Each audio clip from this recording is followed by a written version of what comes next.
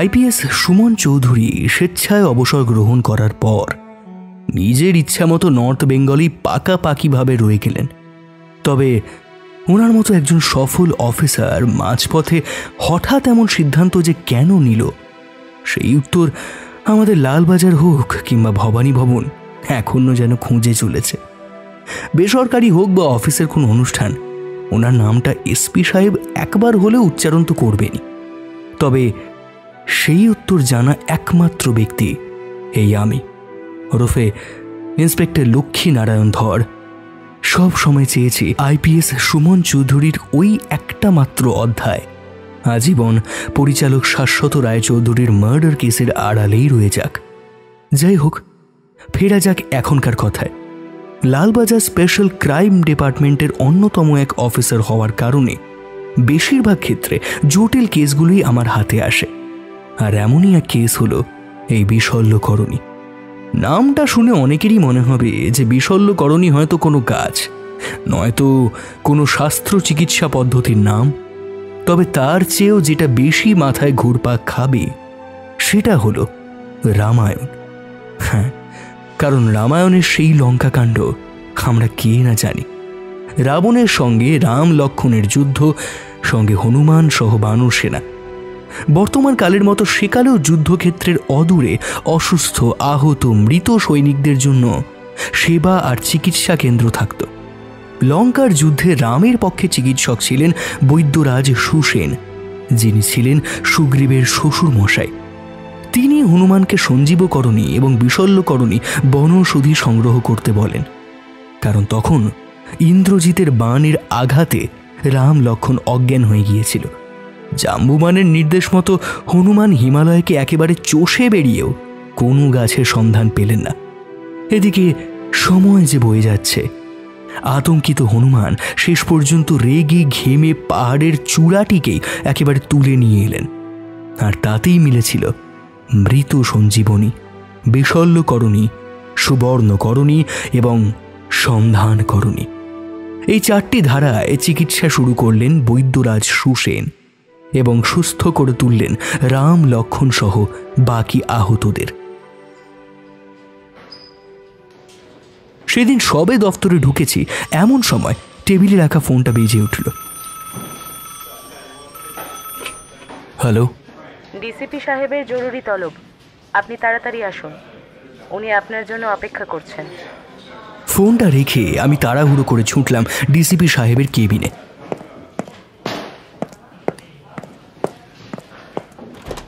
এবং আমাকে দেখা মাত্র ডিসিপি সাহেব বললেন, ইন্সপেক্টর ধর, একটা কেস তোমাকে আজই টেক ওভার করতে হবে। কোন কেস স্যার? বিশল্যকরণী। না, রামায়ণের গল্প নতুন করে তোমাকে শোনাচ্ছি না, বরং কেসটা তোমাকে খুলে বলি। 2018 সালে কোটি কোটি টাকা খরচ করে সেই বিশল্যকরণী সঞ্জীবনীর খোঁজ চালাচ্ছিল অল্টারনেটিভ মেডিসিন ফর ইন্ডিয়া নামক এক বেসরকারি সংস্থা। মূলত চীন সীমান্তের কাছে দ্রোণগিরি রেঞ্জের দিকেই অনুসন্ধান চলছিল।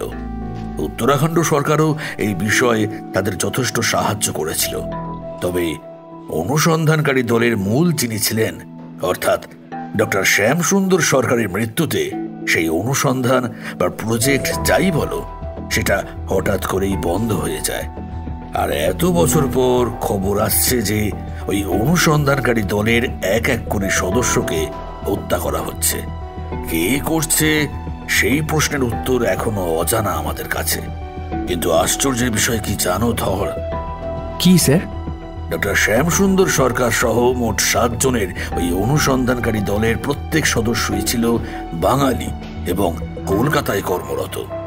6 জনের মধ্যে 2 জনের ইতিমধ্যেই রহস্যজনকভাবে মৃত্যু ঘটেছে। এখন বাকি রয়েছে বলতে 4: ডক্টর জীবন দাস, ডক্টর অরুণ রায়, ডক্টর রুদ্র বণিক আর আমার মেডিসিনের চিকিৎসক ডক্টর মাহসিন আহমেদ। স্যার, আমার যেটা মনে হয় এই কেসটা আমাদের লালবাজারে নিশ্চয়ই আজ আসেনি। তাহলে এতদিন এটা দেখছিল কে?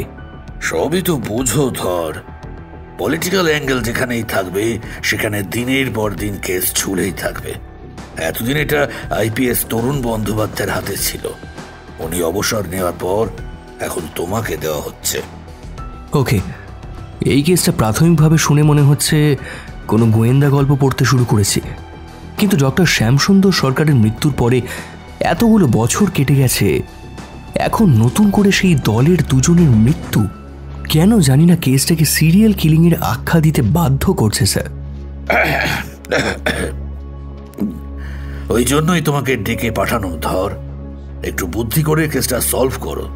বুঝতেই পারছো, নির্বাচন সবেমাত্র শেষ হয়েছে, সুতরাং রাজ্যে সবকিছু স্বাভাবিক হতে একটু সময় লাগবে।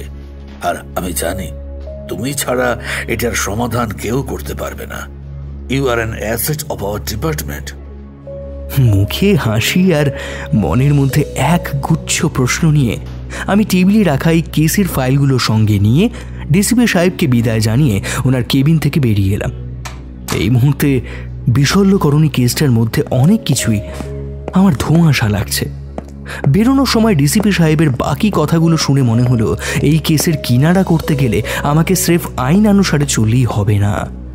আমার অভিজ্ঞতা বলছে এই রহস্যের জট খুলতে গেলে এমন একজনের সাহায্য লাগবে যে নিজেও একসময় এই ব্যবস্থারই অংশ ছিল, কিন্তু এখন উর্দিতে না থেকেও সিস্টেমের ভিতর বাহির দুদিকে সমানভাবে বোঝে। এমন একজন যার বুদ্ধি, সাহস আর তীক্ষ্ণ বিশ্লেষণ ক্ষমতা তাকে এখনো আমাদের অনেকের ভরসার জায়গায় রাখে। আর এমন একজনই ব্যক্তি রয়েছেন যার নামটা সবার আগে আমার মাথায় আসছে। সে হলো আইপিএস সুমন চৌধুরী। হ্যাঁ, যাকে আমি ব্যক্তিগতভাবে যেমন চিনি তেমনই জানি তার সেই অদ্ভুত ক্ষমতার বিষয়। অন্যরা যেখানে আঁধার দেখে তিনি সেখানে খুঁজে পান আলোর দিশা। আর তাই বিশল্যকরণের রহস্য ভেদ করতে এখন আমার ভরসা রাখতেই হবে শুধুমাত্র সেই মানুষটার ওপরে। আইপিএস সুমন চৌধুরী স্বেচ্ছায় অবসর নেওয়ার পরে ওনার সঙ্গে আমার আর তেমন যোগাযোগ নেই। এখন দরকার পড়ে ওনার কাছে সাহায্য চাইতে গেলে উনি কি নিজেকে এমন জটিল কেসে সামিল করতে চাইবে? আর তাছাড়া ওনাকে এই কেসে সামিল করতে গেলে আমাকে সবার আগে দুই জায়গা অর্থাৎ ভবানী ভবন এবং লালবাজারের অনুমতি নিতেই হবে। অতএব কেসটা নিয়ে এগোনোর চেয়ে আমি এই চিন্তা ভাবনাতেই বেশ কিছুটা সময় কাটিয়ে ফেললাম। Hello sir. হ্যাঁ বলছি, বলো ধর। স্যার, আপনার সঙ্গে কি আজ একবার দেখা করা যেতে পারে? অবশ্যই, তুমি এখনই একবার আমার কেবিনে চলে এসো। তোমার থেকে কেসটার প্রোগ্রেস রিপোর্টও নেওয়ার আছে। ডিসিপি সাহেবের সঙ্গে ফোনে আমার ছোট্ট একটা বাক্যালাপ, তারপর সরাসরি ওনার কেবিনে গিয়ে ওনার সামনে প্রস্তাবটা রাখলাম। স্যার, আমাদের অনেকটা সময় নষ্ট হয়ে গেছে, সুতরাং এই কেসটা দ্রুততার সঙ্গে সমাধান করতে গেলে আমার মনে হয় আমাদের স্রেফ আইনের পথ অনুসরণ করে চললেই হবে না। এখানে আমাদের এমন একজনকে দরকার যে কিনা আইন এবং আমাদের কাজ সম্বন্ধে অবগত, অথচ পুলিশের উর্দিতে আজ নেই। এমন কাউকে পাশে পেলে বড্ড সুবিধা হতো স্যার। আমার কথাটা শুনে লক্ষ্য করলাম ডিসিপি সাহেব কিছুক্ষণ চুপ করে রইলেন। তারপর সামনে রাখা গ্লাসের জলে নিজের ঠোঁট ভেজাতে ভেজাতে ওনাকে বলতে শুনলাম, ধর, তুমি তাহলে বলতে চাইছো যে বর্তমান কর্মরত পুলিশ কর্মীদের দিয়ে এই কেস সলভ করা যাবে না, তাই তো? না স্যার, আমি আসলে তেমনটা বলতে চাইনি। আমি শুধু বলতে চেয়েছি যে আইনের পথ অনুসরণ করে এই কেস চটজলদি সমাধান করা সম্ভব না, কারণ এখানে শুধু আমাদের কলকাতা নয়, উত্তরাখণ্ড জড়িয়ে, আর তার আইন মাফিক ধাপে ধাপে এগোতে গেলে আমাদের প্রচুর সময় ব্যয় হবে স্যার। বুঝলাম। আর তাই তুমি এই কেসে নিজের পাশে অবসরপ্রাপ্ত আইপিএস সুমন চৌধুরীকে চাইছো, আমি কি ঠিক বললাম? ডিসিপি সাহেব নিজের চশমার ওপর থেকে আমার দিকে তাকিয়ে মুচকি হাসির মাধ্যমে কথাটা বললেন, এবং ওনার এই কথাটা শুনে আমিও আর না হেসে পারলাম না। ঠোঁটের কোণে হাসি রেখে আমিও উত্তরে বললাম, আগে হ্যাঁ স্যার, আপনি ঠিকই ধরেছেন। আমি সুমন স্যারকে এই কেসে চাই। এখন ওনাকে কিভাবে আমি এই কেসে যুক্ত করব জানি না। এই ব্যাপারটা আপনাকে একটু দেখে নিতে হবে স্যার, প্লিজ। আমি দেখছি, ভবানী ভবনের সঙ্গে একবার যোগাযোগ করে তোমাকে জানাচ্ছি। এবার আমার হাসিটা আরও চওড়া হলো। ডিসিপি সাহেবের কেবিন থেকে বেরোনোর মুহূর্তে ওনাকে বলে গেলাম, স্যার, আপনি যদি কাজটা করতে পারেন আমি ব্যক্তিগতভাবে আপনার কাছে আজীবন কৃতজ্ঞ থাকব।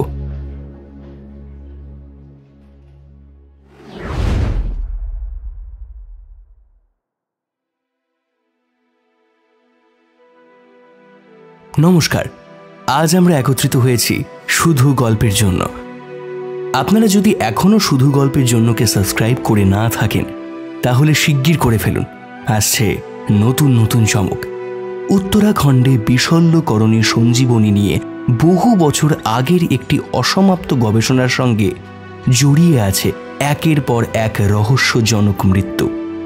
কলকাতার বিভিন্ন পানশালায় ধারাবাহিক খুন ঘটতে শুরু করলে মামলাটি আসে ইন্সপেক্টর লক্ষ্মী নারায়ণ ধরের হাতে। তদন্ত যত এগোয় ততই প্রকাশ পায় পুরনো ষড়যন্ত্র, লুকিয়ে রাখা প্রতারণা আর ভয়ঙ্কর সত্যের ছায়া। জটিল এই মামলার রহস্য ভেদে সহায়তা করতে ফিরে আসেন অবসরপ্রাপ্ত আইপিএস সুমন চৌধুরী। দুজনে মিলে খুঁজে বেড়াতে হয় এমন এক অপরাধীকে যে ছায়ার মধ্যে থেকেও প্রতিটি পদক্ষেপ নিখুঁতভাবে সাজিয়ে চলেছে। এর আগেও আপনারা লেখক রনিত ভৌমিকের লেখা আইপিএস সুমন চৌধুরীর গল্প আমাদের চ্যানেলে শুনেছেন। আজ যে গল্পটি আপনারা শুনবেন সেটি আমরা নিয়েছি অনুরাগ প্রকাশনী থেকে প্রকাশিত আইপিএস সুমন চৌধুরীর কেস ফাইলস দ্বিতীয় খণ্ড। এই বইটি থেকে শুরু হচ্ছে আজকের গল্প বিশল্যকরণী।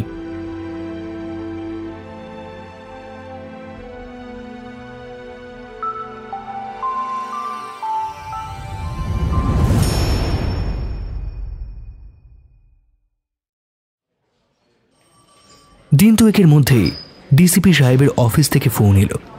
সংক্ষিপ্ত কিন্তু স্পষ্ট নির্দেশ, পরদিন সকালে নিজে গিয়ে হাজির হতে হবে। আমি তখনও বিশল্যকরণী কেসের নানান দিক নিয়ে মাথা ঘামাচ্ছিলাম। কিছু সূত্র নিয়ে অবশ্য কাজও শুরু করেছি, তবুও ফোনের সুরে এমন এক ধরনের গুরুত্ব ছিল যা আমাকে বুঝিয়ে দিল বিষয়টা সাধারণ নয়। অফিসে গিয়ে দেখি ডিসিপি সাহেব টেবিলের অপর দিকে বসে আছেন, হাতে একটা ফাইল, মুখে তার সেই চেনা গম্ভীর ভাব, তবে চোখের কোণে খানিকটা তৃপ্তির ছাপ। কি আমাকে বসতে ইঙ্গিত করে তিনি সরাসরি বললেন, ভবানী ভবন থেকে সবুজ সংকেত পাওয়া গেছে। তুমি তোমার প্রস্তাবের ব্যাপারে উপরের মহলকে রাজি করাতে পেরেছ। কয়েক মুহূর্ত চুপ থেকে তিনি ফাইলটা বন্ধ করলেন, তারপর হালকা গলায় বললেন, এখন সময় এসেছে পরের ধাপে যাওয়ার। তোমার দায়িত্ব রিটায়ার্ড আইপিএস সুমন চৌধুরীর সঙ্গে যোগাযোগ করা, ওকে রাজি করানো। কেসটা হাতে নিতে হবে ওকে। আমি এক মুহূর্তের জন্য থমকে গেলাম। জানতাম কথাটা মুখে বলা যতটা সহজ, বাস্তবে কাজটা কিন্তু ততটাই কঠিন। সুমন স্যারকে রাজি করানো মানে শুধুমাত্র কাউকে দায়িত্ব নেওয়ার অনুরোধ করা নয়, এটা অনেকটা সেরকম যেন এক মানুষকে আবার সেই জগতে ফিরিয়ে আনার চেষ্টা যেটা থেকে তিনি নিজের ইচ্ছেতেই দূরে সরে গেছেন। ডিসিপি সাহেব হয়তো আমার মুখের ভাব দেখে বুঝেছিলেন ব্যাপারটা।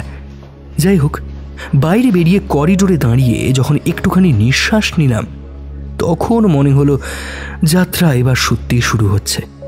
এই দায়িত্ব শুধু পেশাগত নয়, অনেকটা ব্যক্তিগত। কারণ আমি জানি সুমন চৌধুরী মানে এক অদ্ভুত মিশ্রণ বুদ্ধি, অভিজ্ঞতা আর একটা অদম্য ন্যায়ের অনুভব।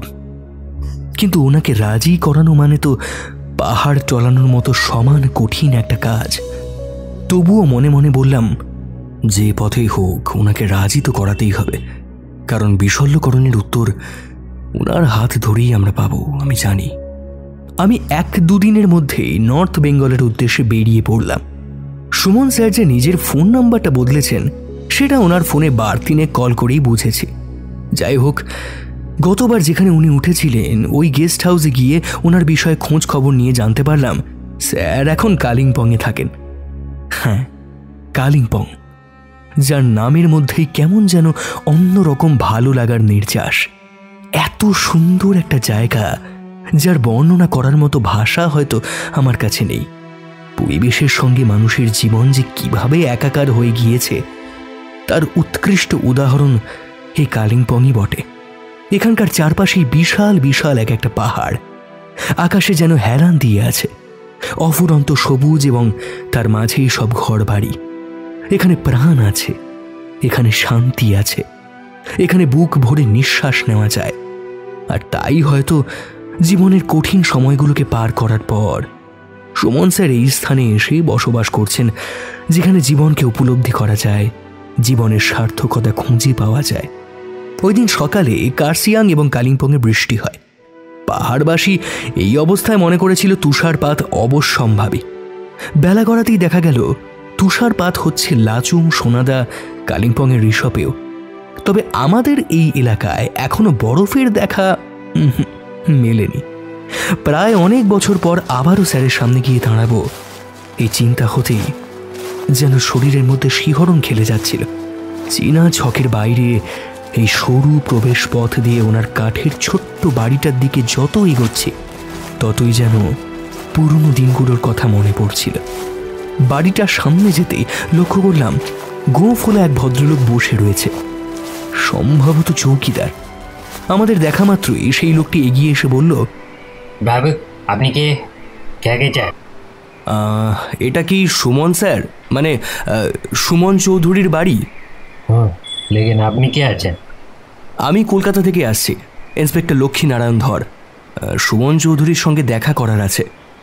কথা শেষ করে নিজের আইডি কার্ডটা বের করে তাকে দেখানো মাত্র সে আমাকে ভেতরে নিয়ে গেল এবং সোফায় বসতে বলে রুমে গেল, খুব সম্ভবত স্যারকে খবরটা দিতে। কিছুক্ষণের মধ্যেই গোঁফলা সেই ব্যক্তি আবারও আমার সামনে এসে বলল, দাদাবাবু এখানে বসতে বলেছে, আসছেন উনি, একটু ইন্তজার করুন। মিনিট 10 পর রুমের পর্দা সরিয়ে যে ব্যক্তি আমার সামনে এসে দাঁড়ালো তাকে দেখে আমার চোখ দুটো যেন কপাল ছুঁয়েছে। এক গাল দাঁড়ি মুখে সুমন স্যার আমার সামনে দাঁড়িয়ে আমার দিকে তাকিয়ে বললেন, লালবাজার স্পেশাল ক্রাইম ডিপার্টমেন্টের অন্যতম অফিসারের হঠাৎ এখানে আগমন কেন? আগে স্যার আপনি ভালো আছেন? ভালো আছি, তুমি কেমন আছো? আমারও ওই চলে যাচ্ছে আর কি। তবে আপনি যে আর কোনো যোগাযোগ রাখলেন না, বিষয়টা কিন্তু খুব খারাপ করেছেন। খারাপ করেছি আমি? ঠিক বুঝলাম না ধর। না মানে তুমি আমার প্রেমিকা হও নাকি আত্মীয় যে এমন অভিমান দেখাচ্ছ? আমি জানি সুমন স্যার বরাবরই ভীষণ ঠোঁট কাটা ব্যক্তি, তবে ওনার এই কঠোর শব্দ প্রয়োগ যে আদতে অনেকটা অভিমান আর রাগ থেকে সেটা বুঝতেই পারছি। আমি তাই ওনাকে বললাম, স্যার আপনি তো জানেনই এই পুলিশের কাজ মানেই সারা জীবন মানুষের জন্য নিজেকে একেবারে নিংড়ে দেওয়া। আমারও উচিত ছিল আপনার সঙ্গে যোগাযোগ রাখা, কিন্তু কথাটা আর শেষ করতে দিলেন না সুমন স্যার। তার আগেই বললেন, আসল কথাটা বলতে আর কতক্ষণ সময় ব্যয় করবে ধর? তোমার এখানে আসার কারণটা বললে খুশি হব। আগে স্যার একটা ভীষণ বিপদে পড়েছি, বলতে পারেন আপনার কাছে সাহায্য চাইতেই আমার এত দূর থেকে ছুটে আসা। এই বলে আমি পুরো কেসটা সুমন স্যারের সামনে তুলে ধরলাম। একদিকে নদীর কুল কুল শব্দ, আর অন্যদিকে পাহাড়ি গাছের মাঝ দিয়ে পাখিদের উড়ে বেড়ানো। দুইয়ে মিলে মিশে বেশ একটা বাতাবরণ সৃষ্টি হয়েছিল, যা ভাষায় প্রকাশ করা একেবারেই সহজ নয়। যাই হোক, আবারও ফেলা যাক মূল গল্পে। সুমন স্যার সবটা শুনলেন, বললেন, যারা খুন হয়েছে বলে মনে করছো তাদের বিষয়ে কিছু অনুসন্ধান করেছো নাকি সোজা আমার কাছে চলে এসেছো? না না স্যার, আমি করেছি। তারা দুজনেই ডাক্তার এবং তাদের মধ্যে একজন তো বর্তমান সরকারের বেশ প্রভাবশালী নেতা। প্রভাবশালী নেতা? কি নাম বলো তো? ডক্টর কমলেন্দু জানা, আর অপরজন ডক্টর জয়ন্ত অধিকারী। দুজনেই মদ্যপ অবস্থায় মারা গেছেন। তাদের রক্তে মিলেছে বিষ, যার প্রমাণ অবশ্য আমরা মদের গ্লাসে পেয়েছি। সুতরাং কেউ বিষ মিশিয়ে খুন করেছে এটা তো নিশ্চিত। আপনাকে আরও একটা তথ্য দিতে চাই স্যার, যেটা না দিলেই নয়। তাদের গ্রুপের 6 জনই প্রত্যেক রবিবার কলকাতার পার্ক স্ট্রিট অঞ্চলের কোনো না কোনো পানশালায় যায় এবং যা ঘটার ওখানেই ঘটে। বেশ ইন্টারেস্টিং।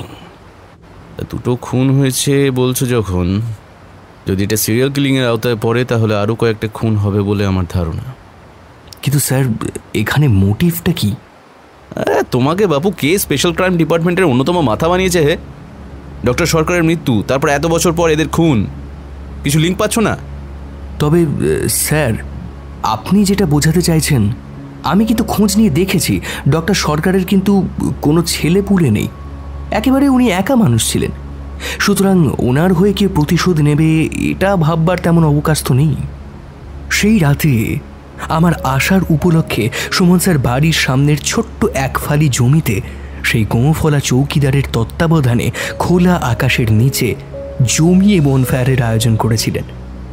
ঝলসানো চিকেনের স্বাদ আর নদীর কোলকোল শব্দ বেশ উপভোগ করছিলাম। তবে এর মাঝেই সুমন স্যারের কাছ থেকে একটা প্রশ্ন এলো আমার উদ্দেশ্যে। তুমি ঠিক আমার কাছ থেকে কি ধরনের সাহায্য আশা করছো? যেটা বলতে চেয়েও পারছিলাম না এতক্ষণ, সেটাই জানি না কিভাবে যখন স্যার জিজ্ঞেস করলেন, তখন আমি যেন একেবারে থতমত খেয়ে কী বলবো বুঝে উঠতে পারছিলাম না। প্রশ্নটা সুমন স্যার আবারও করলেন। ধর, তুমি ঠিক কি ধরনের সাহায্য আমার কাছ থেকে আশা করছো? এবার মনে অনেকটা জোর নিয়ে ওনাকে বললাম, আপনাকে আমার পাশে থাকতে হবে স্যার।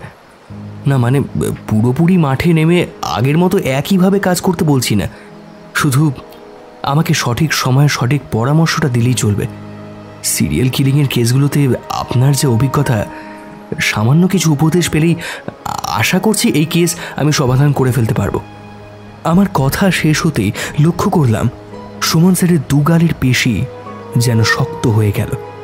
আগুনের শিখার ওপাশে বসে থাকা ব্যক্তিটাকে যেন মনে হচ্ছিল জঙ্গলের কোনো ক্ষুধার্ত প্রাণী। কয়েক মুহূর্ত পর সুমন স্যার আমার উদ্দেশ্যে বলে উঠলেন, আলমারিতে শুধু উর্দিটাই তুলে রেখেছি ইন্সপেক্টর ধর, নিজের মগজ বা রিভলভারটা নয়। কিন্তু সুযোগ পেলে আমি এখনো ওই দুটো সমানভাবে চালাতে সক্ষম। হ্যাঁ, ওই দিন সুমন স্যারের শেষ কথাটা শোনার পর আর কালিম্পংয়ে বসে থেকে অহেতুক সময় নষ্ট করার কোনো মানে খুঁজে পেলাম না। অতএব স্যারকে সঙ্গে নিয়ে কলকাতা ফেরার জন্য তোড়জোড় শুরু করে দিলাম।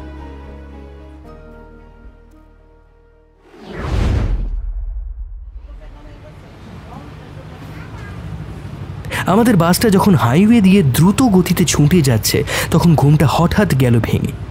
চোখ খুলে দেখি পাশে বসা সুমন স্যার তখন জানলার বাইরের দিকে তাকিয়ে। শীতের ভোরে কুয়াশারা যেন চাদরের মতো শহরটাকে জড়িয়ে রেখেছে।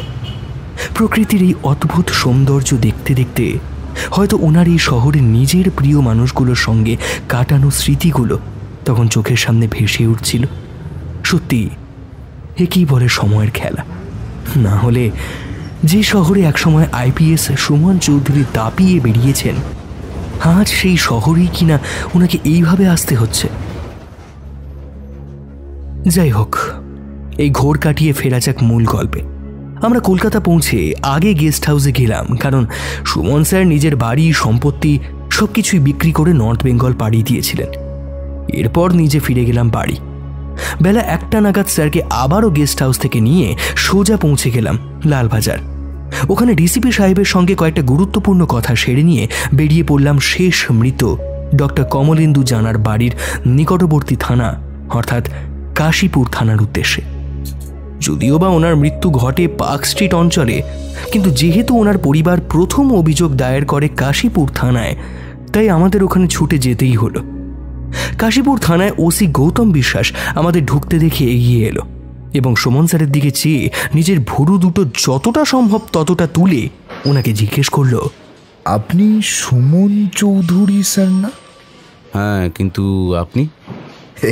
আগে স্যার, কিছু বছর আগে আমি যখন গড়ফা থানার ওসি ছিলাম, তখন ওই অঞ্চলের একটি খুনের কেসে আপনি তদন্ত করতে এসেছিলেন, মনে আছে?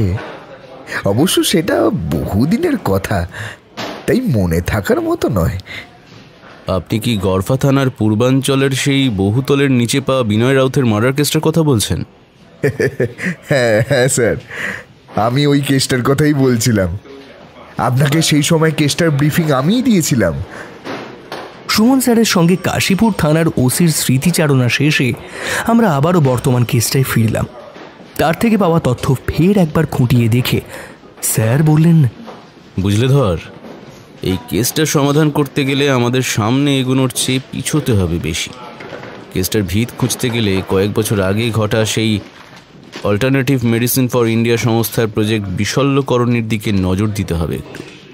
এরপর ওনাকে ওসি গৌতম বিশ্বাসের দিকে চেয়ে আরও বলতে শুনলাম, আচ্ছা, আপনি ওনার পরিবারের সঙ্গে কথা বলে কোনো সন্দেহজনক ব্যক্তির বিষয়ে জানতে পেরেছেন কি? আগে না স্যার, তাদের কথায় তেমন কিছুই মনে হয়নি। তবে হ্যাঁ, এই অধিক মাত্রায় মদ্যপান নিয়ে ওনার পরিবারের মধ্যে ওনার প্রতি একটা ক্ষোভ ছিল। এরপর সুমন স্যার আমার দিকে চেয়ে বললেন, ডক্টর অধিকারীর পরিবার বলতে কে কে আছে জানো? স্যার, উনি ডিভোর্সি, নিজের বোন আছে, তবে তিনি বিলেতে থাকেন। মনে হয় না খুব একটা ভালো সম্পর্ক রয়েছে। ডক্টর অধিকারী মারা যাওয়ার পর কেউ কিন্তু ওনার খোঁজ নেয়নি, স্রেফ এই বন্ধুদের গ্রুপটা বাদে। আমাদের থেকে পাওয়া তথ্য এবং কেস ডায়েরিটা ভালো করে দেখার পর সুমন স্যার আমাদের জানালেন যে এই মুহূর্তে আমাদের দুই দলে ভাগ হয়ে এই কেসটা তদন্ত এগিয়ে নিয়ে যেতে হবে। এক দল প্রজেক্ট বিশল্যকরণের বিষয়ে অনুসন্ধান করবে, আর অন্য দল অপরাধীর পরবর্তী পদক্ষেপের উপর নজর রাখবে। এখানে বলে রাখি, স্যার যখন আমাদের এই সমস্ত কিছু বোঝাচ্ছিলেন তখন ওসি গৌতম বিশ্বাস আমার কানের কাছে এসে ফিসফিস করে বলছিলেন, ধরবাবু, সুমন স্যার কি আবার ডিউটি জয়েন করলেন নাকি?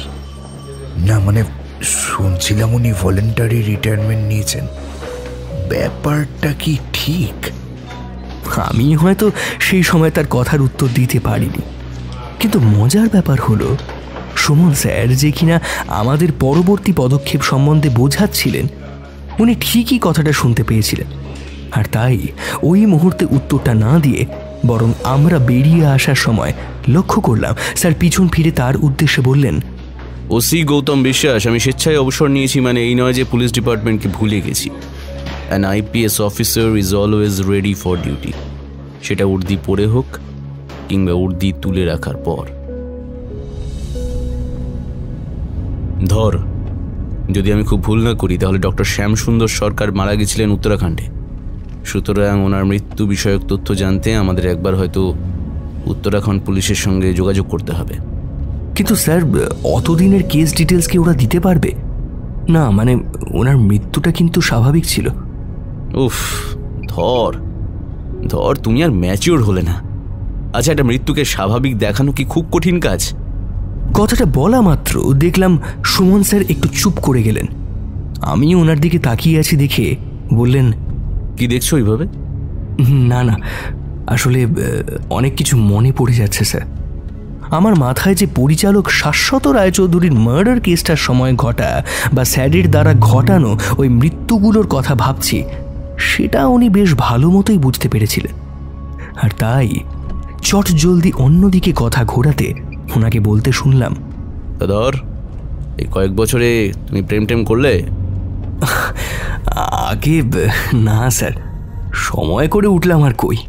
তাছাড়া এই একা আছি, বেশ আছি, কোনো পিছুটান নেই, নিজের মতো স্বাধীন। আমাদের কথোপকথন চলতে লাগলো। এদিকে জানলার কাঁচের অপর দিকে তাকালেই দেখা যাচ্ছে রাস্তার হলদে স্ট্রিট লাইটগুলো ধীরে ধীরে কুয়াশায় ঢেকে যাচ্ছে, আর বাইরে কনকনে ঠান্ডা হাওয়ার সঙ্গে দূর থেকে কানে ভেসে আসে মাইকে গান। শীতের মরশুমে গোটা শহর যেন বড়দিন আর ইংরেজি নববর্ষ উপলক্ষে ক্রমশ সেজে উঠছে। পার্ক স্ট্রিট অঞ্চলের সেই দুটি পানশালায় গিয়ে বেশ কিছু জনকে জিজ্ঞাসাবাদ করে আমাদের সামনে যে কয়েকটা তথ্য উঠে এলো তার মধ্যে দুটি উল্লেখযোগ্য। প্রথম, ওনারা প্রত্যেকেই রামি খেলতে পছন্দ করেন এবং সেই নিয়েই কেটে যেত তাদের ঘন্টার পর ঘন্টা। যেই পানশালায় তাদের মধ্যে প্রথম অর্থাৎ ডক্টর জয়ন্ত অধিকারী মারা যান, সেখানে একজন নতুন ওয়েটার জয়েন করেছিল বলেই খবর মেলে, এবং ওই ঘটনার পর তার মৃতদেহ রামেশ্বরপুর খরুর এলাকার একটি খালের ধারে খুঁজে পায় পুলিশ। ফলে ধরে নেওয়াই যায় যে গ্লাসে বিষ মেশানোর কাজটি সে করেছিল এবং পরবর্তী সময়ে প্রমাণ লোপাট করতেই তাকে মারা হয়েছে। এই বিষয়ে পার্ক স্ট্রিট থানা অনুসন্ধান করে দেখতে দেখতেই ঘটে যায় ডক্টর কমলেন্দু জানা ওরফে বর্ষিয়ান নেতার খুন। হ্যাঁ, খুন। কারণ এক্ষেত্রেও সেই পানশালায় ওনার গ্লাসে মিলেছে কিছু বিষের নমুনা। আর দ্বিতীয়, এখানেও বলে রাখা ভালো যে ডক্টর জয়ন্ত অধিকারীর মৃত্যুর পর থেকে ডক্টর কমলেন্দু জানা সব সময় নিজের দেহরক্ষী নিয়েই চলাফেরা করতেন। এমনকি পানশালা বদলের পিছনে নাকি তারই মূল সিদ্ধান্ত ছিল। এখন প্রশ্ন উঠতে পারে যে দেহরক্ষী থাকা সত্ত্বেও ওনার গ্লাসে কে বিষ মিশিয়ে দিল এবং ওই মুহূর্তে ওনার দেহরক্ষীরাই বা কি করছিল? কোথাও গিয়ে দেহরক্ষীদের মধ্যে আসল অপরাধী মিশেছিল না তো স্যার? আচ্ছা, পার্ক স্ট্রিট থানার অফিসার কি দেহরক্ষীদের বিষয়ে অনুসন্ধান করে দেখেছে? আমরা এর উত্তর খুঁজতে পৌঁছে গেলাম সরাসরি পার্ক স্ট্রিট থানা। ওখানকার ওসি রামমোহন পালকে জিজ্ঞাসা করতে তার উত্তর ছিল অনেকটা এই রকম। স্যার, পোস্টমর্টেম আর পলিটিক্যাল গ্রুপদের সামলাতে সামলাতে আমাদের এটাও মাথায় রাখতে হয়েছে যাতে এই অঞ্চলের আর কোনো পানশালায় এমন কোনো ঘটনা না ঘটে। অবশ্য আমরা পানশালার সকল কর্মীসহ ওনার দেহরক্ষীদের থানায় ডেকে জিজ্ঞাসাবাদও করেছিলাম। তার ফল কি? মনে হলো সুমন স্যার যেন একটু রেগেই তাকে জিজ্ঞাসা করলেন, যার উত্তরে ওসি রামমোহন পাল চুপ করেই রইল কিছুক্ষণ এবং শেষে মাথা নেড়ে বলল, তেমন কিছু জানা যায়নি স্যার। উফ, বছরের পর বছর এই পুলিশ ডিপার্টমেন্টে এমন সব অফিসার জয়েন করে যাদের জন্য সাধারণ মানুষের ভরসা উঠে যেতে বাধ্য। ডিসকাস্টিং। বিরক্ত এবং রাগে গজরাতে থাকা সুমন স্যারকে সামনে রাখা গ্লাসের জলটা হাতে এগিয়ে দিয়ে বললাম, শান্ত হন স্যার, আমি দেখছি। এই বলে আমি ওসি রামমোহন পালকে আবারও প্রত্যেককে থানায় ডেকে আনার নির্দেশ দিলাম এবং প্রায় মধ্যরাত অবধি চলল তাদেরকে নিয়ে আমাদের ইন্টারোগেশন। সেই ইন্টারোগেশনের রিপোর্ট এবং উত্তরাখণ্ড থেকে আসা ডক্টর সরকারের মৃত্যুসহ প্রজেক্ট বিশল্যকরণের সকল তথ্য সব কিছু একত্র করে নিয়ে আমরা লালবাজারে নিজেদের মধ্যে আলোচনায় বসলাম। ডিসিপি সাহেবও আমাদের মাঝে উপস্থিত ছিলেন। ডক্টর কমলেন্দু জানার মৃত্যুটা কিন্তু বেশ ইন্টারেস্টিং। ইন্টারোগেশন রিপোর্ট অনুযায়ী আমরা যেটা বুঝতে পারছি, ওই দিন পানশালায় ওনারা সবাই গেলেও ডক্টর রুদ্র বণিক যাননি, কারণ সেদিন ওনার ইন্স্যুরেন্স কোম্পানি থেকে মেডিকেল চেক আপ ছিল। আর যেটা উল্লেখ না করলেই নয়, ডক্টর জানার মৃত্যুর সময় দেহরক্ষীদের পজিশনগুলো একটু লক্ষ্য করে দেখতে হচ্ছে। 4 জনের মধ্যে 2 জন ছিল দরজার কাছে আর বাকি 2 জন ছিল ওনার পিছনে দাঁড়িয়ে। এবার ওয়েটার যখন তৃতীয়বারের মতো ওয়াইন পরিবেশন করতে আসে তখন একই রকম দেহরক্ষীর সাজে থাকা এক ব্যক্তির সঙ্গে ওই ওয়েটারের ধাক্কা লাগে এবং ডক্টর কমলেন্দু জানার পিছনে দাঁড়িয়ে থাকা 2 দেহরক্ষীর সেদিকে নজর ঘুরে যায়। আর ঠিক সেই সময় সেই হট্টগোলের সুযোগ নিয়ে কোনো এক পাঞ্জাবি মুখোশধারী এসে গ্লাসটা বদলে দেয় এবং সেই গ্লাসের অবশিষ্টাংশ পান করেই ডক্টর কমলেন্দু জানার মৃত্যু ঘটে। সিসিটিভি ফুটেজে স্পষ্ট দেখা গেছে পাঞ্জাবি মুখোশধারী কাজটা করেছে এবং সঙ্গে সঙ্গে সেই স্থান সে ত্যাগ করে। দেখো ধর, রাস্তার সিসিটিভি ফুটেজে কোনো পাঞ্জাবি মুখোশধারীকে কিন্তু বেরোতে দেখা যায়নি সেই সময়। এমনকি দরজার সামনে দাঁড়িয়ে থাকা ডক্টর কমলেন্দু জানার 2 দেহরক্ষীও সেই বিষয়ে তেমন কিচ্ছু বলতে পারেনি। তাহলে বাকি থাকছে একটাই জায়গা। হ্যাঁ স্যার, বাথরুমটাই একমাত্র বাকি, আর সেখানেও কোনো সিসিটিভি লাগানো নেই। ইয়েস, আর আমার মনে হয় যদি আমার চোখ ভুল না করে তাহলে ওই বাথরুমের উপর ভেন্টিলেশনের বড় গর্ত মতো জায়গাটা ব্যবহার করেই অপরাধী পলাতক হয়েছে। মাথায় রাখতে হবে, পানশালার বাথরুমের পিছনটাতে একটা সরু গলি আছে আর সেখানে সিসিটিভি নেই। অতএব আমরা কোনোভাবে ট্রেস করতে পারবো না। মাই গড, কি বলছো সুমন? অপরাধী তার মানে জায়গা সম্বন্ধে বেশ পড়াশোনা করে এসেছিল। হ্যাঁ স্যার, সেটা আপনি নির্দ্বিধায় বলতে পারেন, তবে সত্যিটা আবারও স্বীকার করতে লজ্জা নেই যে এখনকার অপরাধীরা অপরাধ করার জন্য যতটুকু পড়াশোনা করে তার তুলনায় অপরাধীকে ধরতে আমাদের ডিপার্টমেন্টের বেশিরভাগ অফিসার 50% পড়াশোনা করে না। Yes, you are right Suman. আর তাই তোমাদের মতো রিটায়ার্ড অফিসারদের ছুটে আসতে হচ্ছে। I am very sorry for it. যাই হোক, এবার আসা যাক উত্তরাখণ্ড থেকে আসা ডক্টর সরকারের মৃত্যুসহ প্রজেক্ট বিশল্যকরণের কথায়। সেই সকল তথ্য খুঁটিয়ে দেখার পর আমাদের যেটা মনে হলো, প্রথমত ডক্টর শ্যামসুন্দর সরকারের মৃত্যু যতই ওখানকার সরকার স্বাভাবিক বলে কেস ক্লোজ করে দিক, এটা কিন্তু খুন। কারণ তথ্য বলছে সেই দলের বাকি 6 জন ডাক্তার অর্থাৎ ডক্টর জীবন দাস, ডক্টর অরুণ রয়, ডক্টর রুদ্র বণিক, ডক্টর মহসিন আহমেদ এবং ডক্টর কমলেন্দু জানা কোনো এক অজ্ঞাত কারণে নাকি ডক্টর সরকারের ওপর অখুশি ছিলেন। ডক্টর সরকারের অ্যাসিস্ট্যান্ট ভানুর শেষ পাওয়া বক্তব্য অনুযায়ী চীন সীমান্তের কাছে দ্রোণগিরি রেঞ্জে যখন তাদের ফাইনাল টেস্টিং চলছে তখন হঠাৎ একদিন ডক্টর সরকার হার্ট অ্যাটাকে মারা যান। পুলিশ আর ভানুকে জিজ্ঞেস করার সুযোগ পায়নি, কারণ সে অদ্ভুতভাবে তার পরপরই নিখোঁজ হয়ে যায়। তার সন্ধান আর কোনোদিনও মেলেনি। আর দ্বিতীয়ত, বিশল্যকরণী সঞ্জীবনীর খোঁজ চালাচ্ছিল যে বেসরকারি সংস্থাটি, অর্থাৎ ওই অল্টারনেটিভ মেডিসিন ফর ইন্ডিয়া, কয়েক বছর পর উত্তরাখণ্ড সরকার বদল হতেই অবৈধ বিনিয়োগ, দুর্নীতি ও জালিয়াতির দায় বন্ধ হয়ে যায়। সুতরাং এটা বলা যেতেই পারে যে তখনকার সরকার অবশ্যই এটা উপেক্ষা করে গেছিল, এবং আরও তলিয়ে দেখলে বুঝতে অসুবিধে হবে না যে ডক্টর শ্যামসুন্দর সরকারের মৃত্যু এবং অল্টারনেটিভ মেডিসিন ফর ইন্ডিয়া নামক সংস্থাটি আদতেই এই কেসের মূল রহস্যের ভিত। আমার অনুমান এই অল্টারনেটিভ মেডিসিন ফর ইন্ডিয়া সংস্থাটি মানুষের কল্যাণে নয় বরং নিজেদের স্বার্থে প্রজেক্টটা চালাচ্ছিল। আর ওই 6 জন হতে পারে তলায় তলায় তাদের সঙ্গে হাত মিলিয়েছিল, যেটা ডক্টর শ্যামসুন্দর সরকার জেনে যাওয়ায় ওনাকে খুন হতে হলো। আর ভানুর নিখোঁজ হওয়ার পিছনেও হয়তো এদেরই হাত আছে। আমি বুঝতে পারছি সুমন, কিন্তু তুমি যেটা বলতে চাইছো সেটা এত সহজে প্রমাণ করা সম্ভব নয়। ওই 4 জনের মধ্যে আমার মেডিসিনের চিকিৎসক ডক্টর মহসিন আহমেদ রয়েছেন। ডিসিপি সাহেব এবং সুমন স্যারের কথার মাঝে ফোনটা বেজে উঠল এবং ফোনটা ধরে ডিসিপি সাহেব কাকে যেন কেবিনে পাঠাতে বললেন। কিছুক্ষণের মধ্যেই এর উত্তর পেলাম, কারণ কেবিনে এসে প্রবেশ করলেন ডিসিপি সাহেবের চিকিৎসক ডক্টর মহসিন আহমেদ। আসসালামু আলাইকুম ডিসিপি সাহেব।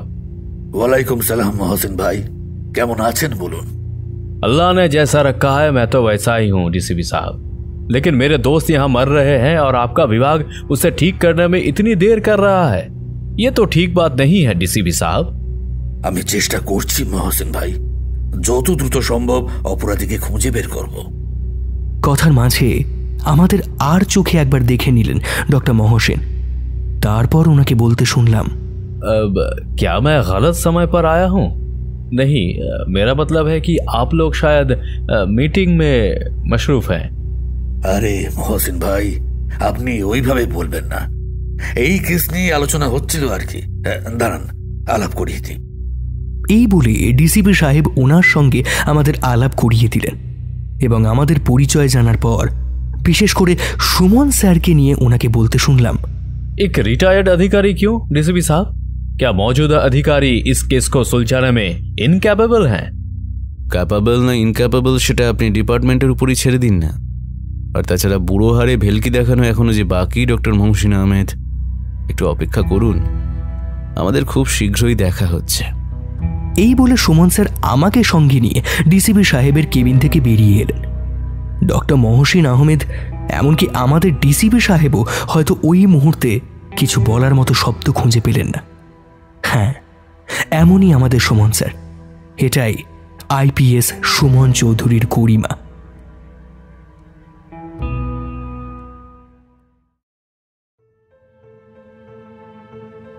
রক্তে ভাসল ডিসেম্বরের শহর। বড়দিনের আগেই রাতের কলকাতায় এক মর্মান্তিক দুর্ঘটনায় মৃত্যু 4। এই খবরটা সকাল থেকে শোনার পর আমাদের জরুরি তলবে ছুটতে হলো লালবাজার। সেখানে পার্ক স্ট্রিট থানার ওসি গৌতম বিশ্বাসও উপস্থিত ছিলেন, সঙ্গে ট্রাফিক সার্জেন্ট বরুণ দত্তগুপ্ত। কি চলছে শহরে কিছু তো বুঝতে পারছি না। এক তরুণী সহ 4 জনের মৃত্যু কিভাবে হয় ওই এলাকাতে? জবাব দাও বরুণ। ডিসিপি সাহেব বিরক্ত এবং রাগে যেন গর্জে উঠলেন। ওনার কথাগুলো যেন তখনও চারপাশের দেওয়ালে শোনা যাচ্ছিল। সার্জেন্ট বরুণ দত্তগুপ্ত উত্তরে বললেন, স্যার, গতকাল গভীর রাতে শেক্সপিয়ার সরণির কাছে পার্ক সার্কাসগামী একটা বাইক ধাক্কা মারে ডিভাইডারে। বাইক চালক ছাড়াও আরও 2 জন সাবারিক ছিল বলেই জানা যাচ্ছে। এই দুর্ঘটনায় এক তরুণী সহ 2 জনের মৃত্যু হয় ঘটনাস্থলে, আর এক সওয়ারিকে আহত অবস্থায় উদ্ধার করে নিয়ে যাওয়া হয়েছে নিকটবর্তী হাসপাতাল। আমি খবরের কাগজ খুলে পড়তে বসিনি বরুণ, তুমি যেভাবে বলছো মনে হবে যেন মিডিয়া রিপোর্ট পড়ছি। এইবার লক্ষ্য করলাম পার্ক স্ট্রিট থানার ওসি গৌতম বাবু এগিয়ে এসে বললেন, আসলে স্যার বুঝতেই পারছেন এখন পার্ক স্ট্রিট অঞ্চলে উৎসবের আমেজ। আর সেই সঙ্গে ওই তরুণ তরুণীদের নাইট লাইফ পার্টি র্যাশ ড্রাইভিংয়ের অন্যতম একটি কারণ।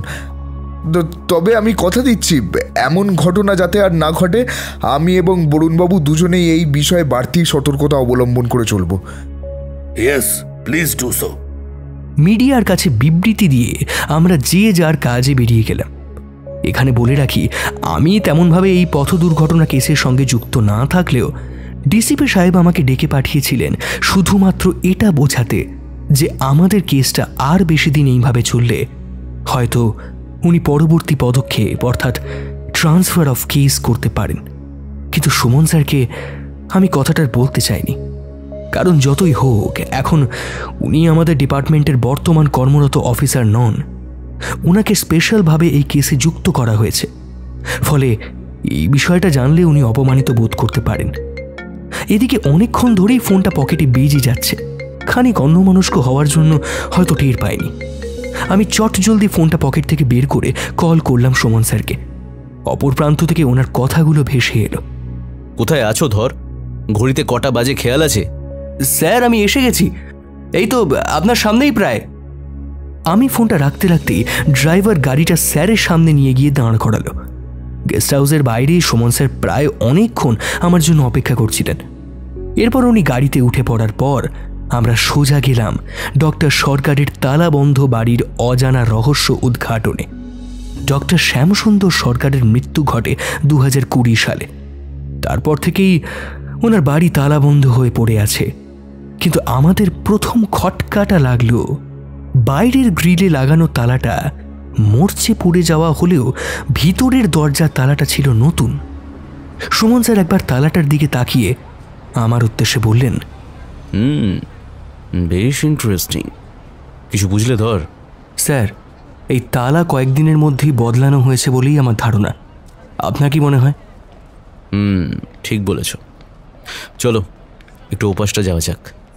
এই বলে সুমন স্যার আমাকে সঙ্গে নিয়ে বাড়ির পিছনের দিকে গেলেন এবং একটা পুরনো আধা উইয়ে খাওয়া কাঠের জানলা কোনো রকমে খুলে আমরা বাড়ির ভেতর প্রবেশ করলাম।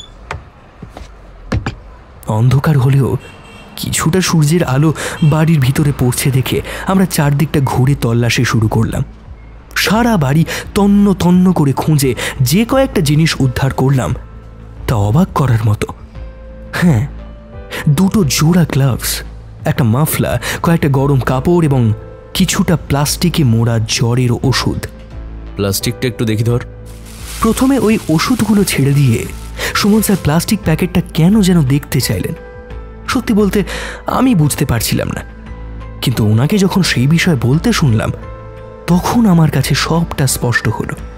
ওনার কথায়, রিকনিখাল উত্তরাখণ্ড 246179 এর মানে কিছু বুঝলে? প্যাকেটটা উত্তরাখণ্ডের, কিন্তু এখানে সেটা এলো কিভাবে? আচ্ছা, ওষুধগুলোর ম্যানুফ্যাকচারিং ডেট দেখো তো। আমার হাতে থাকা ওষুধগুলো উল্টে পাল্টে দেখার পর বললাম, স্যার, এগুলোর ম্যানুফ্যাকচারিং ইয়ার তো 2024। ইয়েস, বুঝতে পেরেছি সবটা। ধর, আর বেশিক্ষণ এখানে থাকা ঠিক হবে না। সবগুলো ঠিকভাবে একই স্থানে রেখে দাও। এবার আমাদের বেরিয়ে পড়তে হবে। সুমন স্যারের কথা মতো আমি সবগুলো জিনিস ঠিক একইভাবে আগের জায়গাতে রেখে দিলাম এবং আমরা ওই জানলা দিয়ে বেরিয়ে গাড়িতে উঠে পড়লাম। এর পরের গন্তব্যস্থান অবশ্য আমার জানা নেই। গাড়ি এগিয়ে চলেছে, অথচ সুমন স্যার চুপ করে কি যেন ভেবে চলেছে। আমি অবশ্য একবার ভাবলাম তাকে এই এত কিছু যে ঘটল সে বিষয়ে জিজ্ঞেস করি একবার, কিন্তু সাহস হলো না। খানিকক্ষণ পর সুমন স্যার নিজে থেকেই বললেন, ড্রাইভার, গাড়িটা পার্ক স্ট্রিটের দিকে নেবে। এই বলে স্যার আমার দিকে চেয়ে তারপর বললেন, ধর, চলো আজ একটু ফ্লোরিজে বসা যাক। হালকা পেট পুজো সেরে থানার পথ ধরব। সুমন স্যারের আদেশ বলে কথা, তাই আমরা চললাম ফ্লোরিজের পথে। আমরা ফ্লোরিজে ঢুকতেই সুমন স্যার ঘোষণা করলেন, দেখো, আমার কথায় যখন এখানে আসা হলো তখন খাওয়ানোর দায়িত্বটা কিন্তু আমার। সন্ধ্যের শেষ লগ্নে ওই মুহূর্তে ফ্লোরিজ তখন প্রায় জনমানবহীন। আমরা ছাড়া আর মাত্র কয়েকজন লোক আছেন সেখানে। লক্ষ্য করলাম সেই গুটি কয়েকজনের মধ্যে একটু দূরে বসে একজন ব্যক্তি একটা ইংরেজি কাগজ পড়ছেন। এদিকে কি হচ্ছে তাতে তার কোনো ভ্রুক্ষেপ নেই বললেই চলে। 2 কফি আর 2 স্যান্ডউইচ অর্ডার দেওয়ার পর সুমন স্যার আমাকে বললেন, ডক্টর সরকারের বাড়িটা মনে হচ্ছে কেউ অ্যাক্সেস করছে ধর। ওনার মৃত্যুটা আমার বরাবরই রহস্যজনক লেগেছে, আজ সেটা প্রমাণ পেলাম। কিন্তু স্যার, এটা কে হতে পারে বলে আপনার ধারণা? ভালো প্রশ্ন। তবে আমি যাকে অনুমান করছি সেটা যদি সে হয় তাহলে তাহলে কেসটা খুব শীঘ্রই সমাধান হতে চলেছে। দাঁড়ান স্যার, দাঁড়ান। আপনি কি কোনোভাবে ওই ভানু নামের লোকটিকে সন্দেহ করছেন? বাহ, বেশ বুদ্ধি খাটাচ্ছ তো ধর। পজিশনের সঙ্গে দেখছি তোমার চিন্তা ভাবনার স্তরও বৃদ্ধি পেয়েছে। Good, I am impressed. আমাদের সামনে ওয়েটারে দিয়ে যাওয়া স্যান্ডউইচ আর কফি ততক্ষণে ঠান্ডা হয়ে গেছে ধরে নেওয়াই যায়। আমি স্যান্ডউইচে কামড় বসালাম আর সুমন স্যারকে দেখলাম কফি কাপে নিজের ঠোঁট দুটো ভিজিয়ে নিয়ে আমার উদ্দেশ্যে ফের বললেন, তবে কি জানো তো ধর, এই বিষয়টায় শিলমোহর দিতে গেলে আমাদের আরও একটা কাজ সেরে ফেলতে হবে। কি কাজ স্যার? বাকি 4 জনের সঙ্গে আলাদা আলাদা করে দেখা করে আরও কিছুটা গভীরে যাওয়া আর কি। ধীরে ধীরে জট খুলছে ধর, ক্লাইম্যাক্সের জন্য প্রস্তুত হও।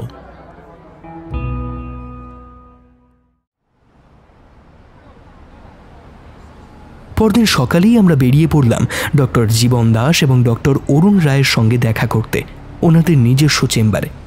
প্রথমে ডক্টর জীবন দাসের চেম্বারে গেলাম। আমরা ওনার চেম্বারে প্রবেশ করতেই একজন এগিয়ে এসে আমাদের জিজ্ঞেস করল, অফিসার, আপনারা এখানে? হ্যাঁ, এটা ঠিক। আমাকে উর্দিতে দেখে লোকটার এই প্রশ্ন খুব স্বাভাবিক, আর তাই সেই প্রশ্নের উত্তরে আমি বললাম, আমরা ডক্টর দাসের সঙ্গে দেখা করতে এসেছি, উনি কি আছেন? ডক্টর দাসের নাম শুনে লোকটি আমাদের ভেতরে নিয়ে গেল এবং বলল, আপনারা এখানে আসুন, আমি স্যারকে জানাচ্ছি। খানিক পর লোকটা আবারও আমাদের সামনে এসে বলল, স্যার আপনাদের ভিতরে ডেকে পাঠিয়েছেন, আপনারা আসুন।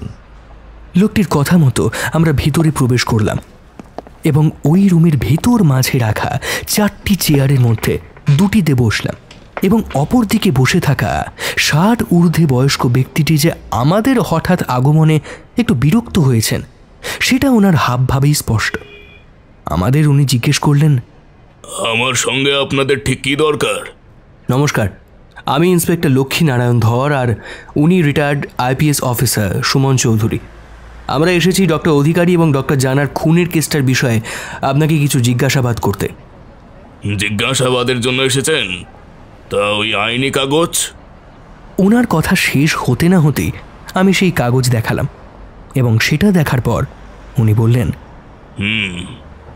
কি জানতে এসেছেন বলুন। এরপর ওনার সঙ্গে কথা বলার মধ্যে দিয়ে আমাদের সামনে কয়েকটা বিষয় উঠে এলো। যেমন উত্তরাখণ্ডে বিশল্যকরণী প্রজেক্টটি চলার সময় উনি এবং ডক্টর রায় ছিলেন junior team member.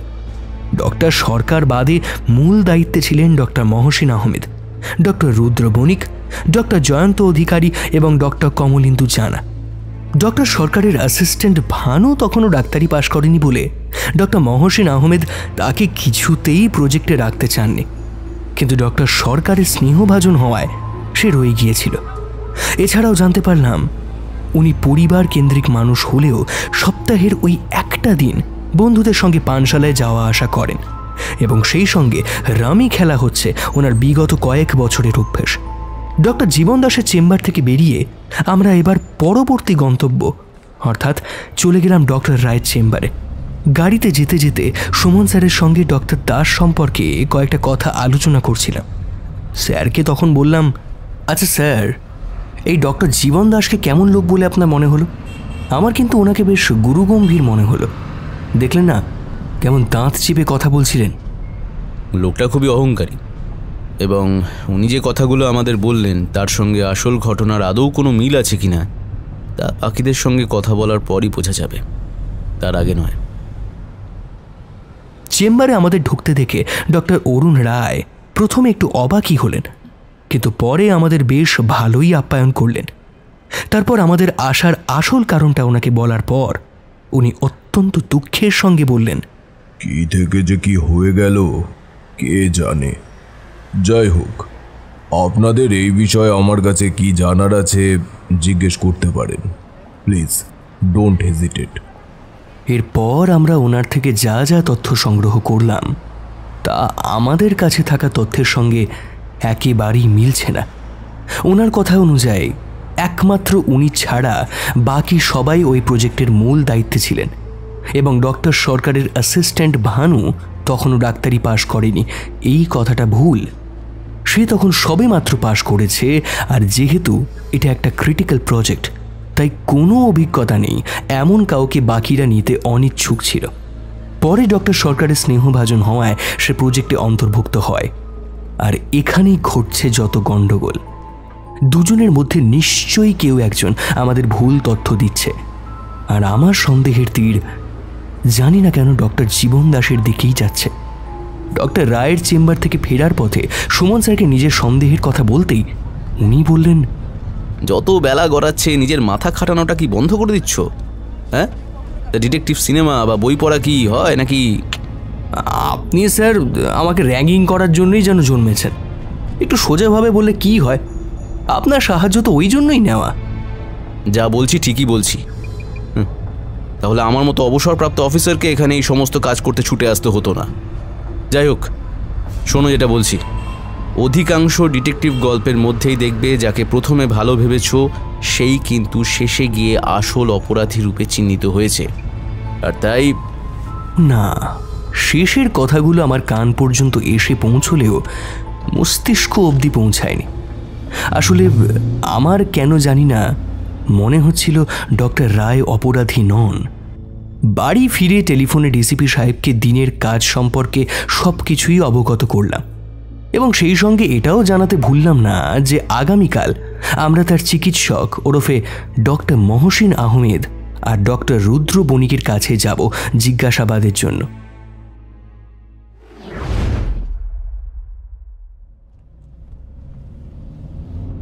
Doctor Mohsin আহমেদের বাড়ি খিদিরপুরে। আমাদের গাড়ি খিদিরপুর জামে মসজিদের পাশ দিয়ে এগিয়ে চলেছে। আমি সুমন স্যারকে বললাম, চেম্বারে না গিয়ে ওনার বাড়িতে যাওয়াটা কি ঠিক হচ্ছে আমাদের? উফ থর, তোমাকে নিয়ে আর পারি না। এখনও শিক্ষানবিশী রয়ে গেছো দেখছি।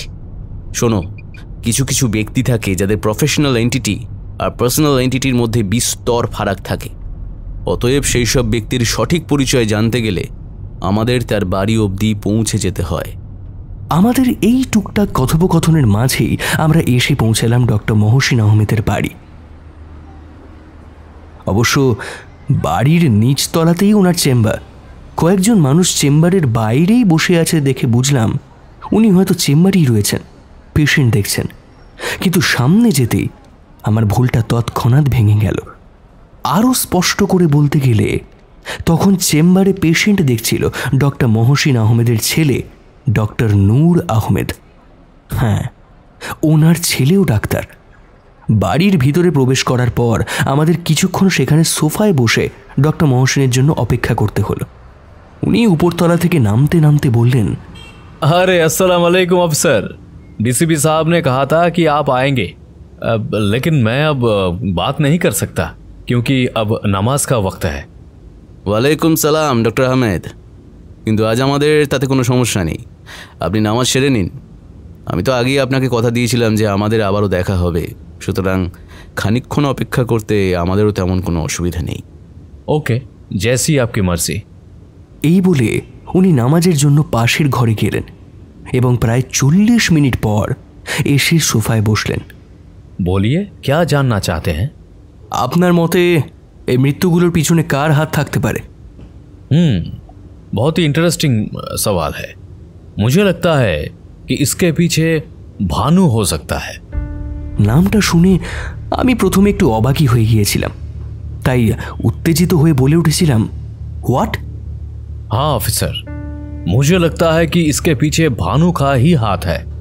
मैंने आपके डीसीपी साहब को भी ये बात बताया था, लेकिन उन्होंने हमारी बात पर यकीन ही नहीं किया। मुझे लगता है कि वो लड़का मरा नहीं है, जिंदा है, और किसी बात का बदला लेने के लिए मेरे दोस्तों को एक एक करके मार रहा है।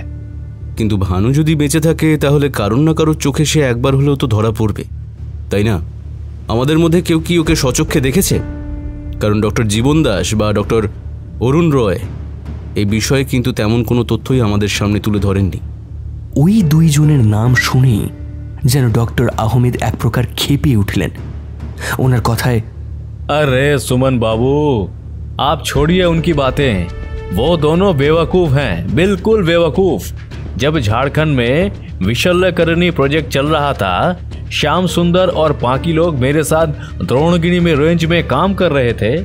उस समय ये दोनों बेवकूफ भानु के साथ देहरादून वाली हमारी लैब में बैठकर मौज मस्ती कर रहे थे।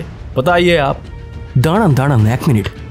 বাকিরাও মানে ডক্টর সরকার এবং আপনার সঙ্গে আর কে কে সেই সময় দ্রোণগিরি রেঞ্জে কাজ করছিল? मेरे साथ उस समय वहां पर थे डॉक्टर जाना, डॉक्टर अधिकारी और डॉक्टर बनिक। আচ্ছা, এই ফুর্তি করছিল কথাটা আপনি কি কারণে বললেন ডক্টর আহমেদ? সুমন স্যার এই প্রশ্নটা করতেই ওনাকে দেখলাম একটু থমকে, তারপর বললেন, क्या बताऊं, समझ में नहीं आ रहा। না, বিষয়টা এখন আর ইন্টারনাল ম্যাটার নেই ডক্টর আহমেদ। আমরা আপনার কাছ থেকে সঠিক তথ্যই নিতে এসেছি। আর তাছাড়া জিজ্ঞাসাবাদ করতে এসে আমরা ফর্মালিটি অনুযায়ী কথোপকথন করছি না দেখে এটা ভাববেন না যে আপনি কিছু আড়াল করতে চাইলে আমরা সেটা হতে দেব। অনুরোধ করছি, আপনি সবটা খুলে বলুন আমাদের। ठीक है, मैं आपको सारी बातें खोलकर बता रहा हूं। वे लैब में जुए का अड्डा चला रहे थे। उन्होंने लैब को शराब और जुए के अड्डे में बदल दिया था। ये जानने के बाद हमने असली अपराधी भानु को निकाल दिया और दो दोस्त यानी कि डॉक्टर जीवन दास और डॉक्टर अरुण राय को भी प्रोजेक्ट में रखा, लेकिन उनको महत्वपूर्ण पदों से हटा दिया। भानु इसे स्वीकार नहीं कर सका। फिर श्याम सुंदर की मौत ने सब कुछ उलट पुलट कर दिया। भानु वापस आया और ऐसा व्यवहार करने लगा जैसे वह पूरी तरह से निर्दोष है और हम सब दोषी हैं। उस प्रोजेक्ट के बंद होने पर हमें बहुत नुकसान हुआ सर। हम धीरे धीरे उस आपदा से उबर आए, लेकिन वो बुरा आदमी वापस आ गया और हमें एक एक करके खत्म कर रहा है। हमने भानु को प्रोजेक्ट से निकाल दिया था, इसका बदला वो ले रहा है। সুমন স্যার আর আমি ডক্টর মহসিন আহমেদের বাড়ি থেকে বেরিয়ে এলাম। বেশ কিছু নতুন তথ্য আজকে সংগ্রহ করা হয়েছে। গাড়িতে যেতে যেতে স্যারকে বললাম, আপনার কি মনে হচ্ছে স্যার, কেসটা কোন দিকে ঠিক মোড় নিচ্ছে বলুন তো? না মানে রোজ কিছু না কিছু নতুন তথ্য উঠে আসছে, লক্ষ্য করছেন? হ্যাঁ, সেটাই তো স্বাভাবিক ধর। তবে কি জানো, সব পাওয়া তথ্যই কখনো সঠিক হয় না। কিছু থাকে আমাদের মতো তদন্তকারী অফিসারদের পথভ্রষ্ট করার জন্য। সুমন স্যারের কথা মতোই আমরা ডক্টর রুদ্র বণিকের সঙ্গে দেখা করতে ওনার বাড়ির উদ্দেশ্যে রওনা দিলাম। উনি থাকেন সল্টলেক অঞ্চলের একটি ফ্ল্যাটে। অনাথ আশ্রমে বেড়ে ওঠা এবং ডাক্তারি পড়া এই সমস্ত শেষ করে সরকারি হাসপাতালে এতদিন কর্মরত ছিলেন। তারপর ওই সংস্থা থেকে প্রচুর অর্থের লোভনীয় প্রস্তাব পাওয়ায় চলে যান উত্তরাখণ্ড। কিন্তু প্রজেক্ট বিশল্যকরণী অসফল হওয়ায় বাকিদের মতো উনিও কলকাতায় ফিরে আসেন এবং নিজের প্র্যাকটিস কোনো মতে চালিয়ে যাচ্ছেন। ডক্টর বণিকের বাড়ির সামনে আমাদের গাড়ি এসে দাঁড়ালো এবং আমরা ওনার বাড়িতে প্রবেশ করলাম। আমাদের দেখে ডক্টর বণিক সামান্য একটু বিব্রত হয়েছিলেন বলেই মনে হচ্ছে। আসলে ওনাকে দূর থেকে দেখেই মনে হচ্ছিল যে উনি মদ্যপান এতটাই বেশি পরিমাণে করেছেন যে ওনার চোখ দুটি লাল হয়ে গেছে এবং সম্ভবত ঠিকভাবে উনি দাঁড়াতেও পারছিলেন না। তাও ডক্টর বণিক টলতে টলতে আমাদের ঘরে নিয়ে গিয়ে বসালেন আর সেই সঙ্গে আমাদের আসার কারণও জানতে চাইলেন। জিজ্ঞাসাবাদের জন্য এসেছি শুনে ডক্টর বণিক আমাদের উদ্দেশ্যে বললেন, তা কি জিজ্ঞাসা রয়েছে আপনাদের? আর আমার কাছেই বা কেন এলেন? আমি এই মার্ডার কেস নিয়ে একটু ইন্টারেস্টেড নই। আপনার বন্ধুদের একের পর এক হত্যা করা হচ্ছে আর এদিকে আপনি বলছেন একটু ইন্টারেস্টেড নন? কারণ ওরা একটা জুয়ারি। ওদের মরে যাওয়াটাই বাকিদের জন্য ভালো। কিন্তু রুদ্রবাবু, আপনিও যে বাকিদের সঙ্গে পানশালায় যান এবং শুনেছি আপনিও রামি খেলেন, সুতরাং আপনি কি জুয়ারি নন? না না, একদম না, আমি জুয়ারি নই। বন্ধুদের সঙ্গে শুধু একটু বসতাম। আমিও খেলতে পারি না, আর ওদের মতো টাকা লাগিয়েও খেলি না। আমি খেলা শুধু হিসেব রাখি। আর যেহেতু আমার জীবনে প্রিয় জিনিস এই মদ, তাই ওটা টানেই যাই। বুঝলাম। তা এবার একটু ভেবে বলুন তো, এই খুনগুলোর পিছনে আপনাদের মধ্যে কেউ কি থাকতে পারে? এই সব ভাবনা চিন্তা আমার কাজ নয় সুমনবাবু, এটা আপনাদের কাজ। তবে একটা কথা বলে রাখি, একটু মন দিয়ে শুনুন। ডক্টর মহসিন আহমেদ লোকটা মোটেও সুবিধের নয়। ওর সঙ্গেও তো দেখা করতে গিয়েছিলেন, তা কেমন লাগলো ওর সঙ্গে কথা বলে? মনে হয়নি ওকে অপরাধী? এমন পাল্টা প্রশ্ন করে উনি বেশ আমাদের বেকায়দায় ফেলে দিলেন। আমি হকচকিয়ে গেছি দেখে সুমন স্যারের দিকে ওনাকে তাকিয়ে ফের বলতে দেখলাম, সুমনবাবু, আপনার সঙ্গীটি যে একেবারে হকচকিয়ে গেছে দেখছি।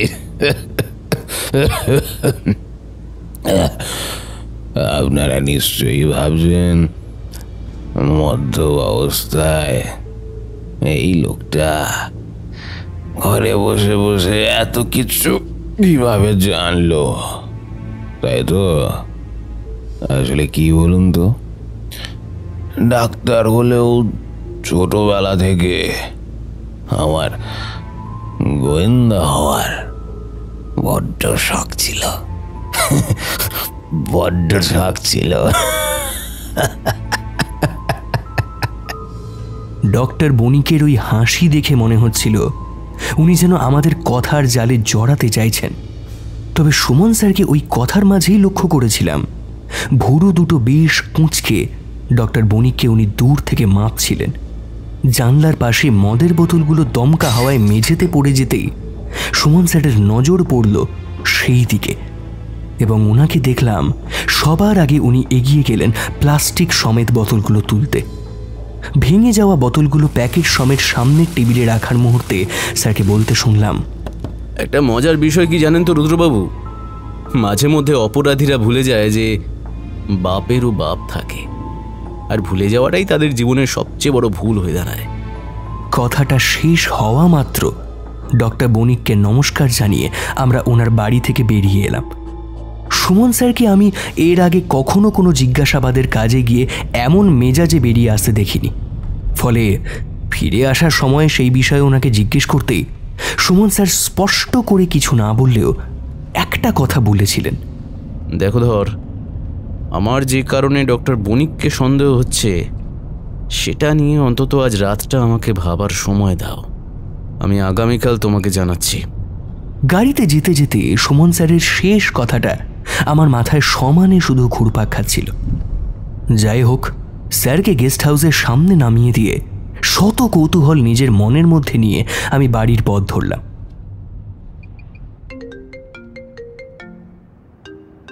তখন ঘড়িতে বাজে ঠিক রাত 9টা। এমন সময় ফোনটা বেজে উঠল। টেবিল থেকে ফোনটা হাতে নিয়ে দেখি সুমন স্যার কল করেছেন। রিসিভ করে হ্যালো বলতে যাব, ওপাশ থেকে সুমন স্যারের গলার স্বর আমার কানে ভেসে এলো, ধর, তুমি পার্ক স্ট্রিট থানার ওসিকে এখনই ফোন করে বলে দাও যে আজ রাত থেকে ওই অঞ্চলের সমস্ত পানশালার উপর কড়া নজরদারি চালাতে। আমার অনুমান কয়েকদিনের মধ্যেই ঘটতে পারে আরও একটা খুন। আবারও খুন? কিন্তু স্যার, এবার কার পালা? আমি যদি খুব ভুল না করি, এবার ডক্টর মহসিন আহমেদের প্রাণ সংকটে। হ্যাঁ, স্যারের কথাটা শোনার পর আমি সাময়িকভাবে হকচকিয়ে গিয়েছিলাম ঠিকই, কিন্তু ওনার নির্দেশ মতো কাজটা সেরে সবে রাতের খাওয়া সারতে রান্নাঘর থেকে খাবার এনে টেবিলে রাখছি, এমন সময় ফের ফোনটা বেজে উঠল। এবার অবশ্য কলটা এসেছিল পার্ক স্ট্রিট থানার ওসি রামমোহন পালের কাছ থেকে। ফোনটা ধরতেই সে বলতে লাগলো, হ্যালো হ্যালো স্যার, অপরাধী যে কতটা ভয়ঙ্কর এবং বুদ্ধিধর মানুষ সেটা আমরা কেউই ঠাউর করতে পারিনি। আমাদের গোলক ধাঁধায় ফেলে অপরাধী তার পরবর্তী কাজটা সম্পূর্ণ করেছে। উফ পালবাবু, আপনি হেয়ালি না করে স্পষ্ট করে বলুন কি ঘটেছে। আগে sir, doctor Mohsin Ahmed is no more. কথাটা শোনা মাত্র আমি সুমন স্যারকে বিষয়টা তখনই ফোন করে জানালাম এবং গাড়ি নিয়ে ওনাকে আনতে ছুটলাম গেস্ট হাউসে। এদিকে শেষ পাওয়া খবর অনুযায়ী ইএম বাইপাসের ধারে অবস্থিত একটি পানশালায় ঘটনাটা ঘটেছে বলে পার্শ্ববর্তী থানার ওসিও সেখানে উপস্থিত ছিলেন। গাড়িতে যেতে যেতে সুমন স্যারকে আমি জানালাম, স্যার এবার অপরাধী আমাদের চোখে ধুলো দিতে পানশালার অঞ্চল বদলেছে। অপরাধী ভালো মতোই জানত যে আমরা পার্ক স্ট্রিট অঞ্চলে পুলিশ পোস্টিং বাড়িয়ে দেব, ফলে ওই অঞ্চলের কোনো পানশালায় আর তার কর্মকাণ্ড ঘটানো সম্ভব নয় দেখেই সে নিজের প্ল্যান কিন্তু বদলায়। এখন কথা হচ্ছে এই অপরাধী আসলে কে? 3 জন খুন হলো আর বাকি রইল 3। খেলাটা কি তুমি বুঝতে পেরেছো ধর? কি করে আর বুঝতে পারবো স্যার, আমার মাথায় তো সবকিছুই তালগোল পাকিয়ে যাচ্ছে। একবার মনে হচ্ছে ভানুই আসল অপরাধী, কিন্তু পরক্ষণেই ডক্টর বণিকের কথা মাথায় এলেই মনে হচ্ছে ডক্টর মহসিন আহমেদও এর সঙ্গে জড়িত থাকতে পারে। কিন্তু এইবার যে উনি স্বয়ং নিজেই খুন হয়ে গেলেন। অ্যাসিস্ট্যান্টের মতো কথা বলো না তো ধর। ওই বিষয়গুলো ভাবার সঙ্গে সঙ্গে ওই স্থানগুলো চোখ বন্ধ করে একবার দেখার চেষ্টা করো। কোন স্থানগুলো? কেন যে এই উর্দি পড়েছো আমি সত্যি মাঝে মধ্যে বুঝতে পারি না। উফ, ধর যাদের জিজ্ঞাসাবাদ করতে আমরা এই 2 দিন ঘুরে বেড়ালাম তাদের সঙ্গে দেখা করার ওই স্পটগুলোর কথাই আমি বলতে চাইছি। না স্যার, তেমন কিছু আমি খেয়াল করিনি। আমার মূল নজর ছিল আসলে মানুষগুলোর কথা বলা এবং চোখ মুখের ইঙ্গিত বোঝার দিকে। এখানেই তো মার খেয়ে গেলে ধর। খ্যাতিমান লেখকরা বারবার তাদের গোয়েন্দা চরিত্রদের দিয়ে মানুষকে বুঝিয়ে দেয় যে একজন প্রাইভেট ইনভেস্টিগেটরের যা অবজারভেশন ক্ষমতা রয়েছে তা বেশিরভাগ পুলিশ ইন্সপেক্টরের নেই। ডক্টর বণিকের বাড়িতে ওনার কথা ছাড়াও আমি যা যা লক্ষ্য করেছি তা থেকে বলতে পারি যে এই রহস্যের মধ্যে আরও একটা গভীর রহস্য লুকিয়ে রয়েছে। আর সেটা কি স্যার? প্লিজ আর হেয়ালি না করে বলুন। আমি কথাটা বলতে না বলতে ডিসিপি সাহেবের ফোন, এবং ফোনটা তুলে হ্যালো বলতে ফোনের উপাস থেকে ডিসিপি সাহেব বেশ কড়া ভাষাতেই আমাকে কথা শোনালেন, এবং শোনাবেন নাই বা কেন, ওনার চিকিৎসক মারা গেছেন বলে কথা, যার ফলে সেই মুহূর্তে সুমন স্যারের কাছ থেকে আমার আর বিষয়টা শোনা হলো না। আমরা স্পটে পৌঁছে লক্ষ্য করলাম সেই একইভাবে ডক্টর মহসিন আহমেদকে খুন করা হয়েছে। ওনার মদের গ্লাসে বিষের নমুনা মিলেছে এবং ওখানে উপস্থিত সকলকে জিজ্ঞাসাবাদ করার পর যেটা জানা গেল, ওই পানশালায় আসার প্রস্তাবটা নাকি স্বয়ং মৃত ডক্টর আহমেদই দিয়েছিলেন।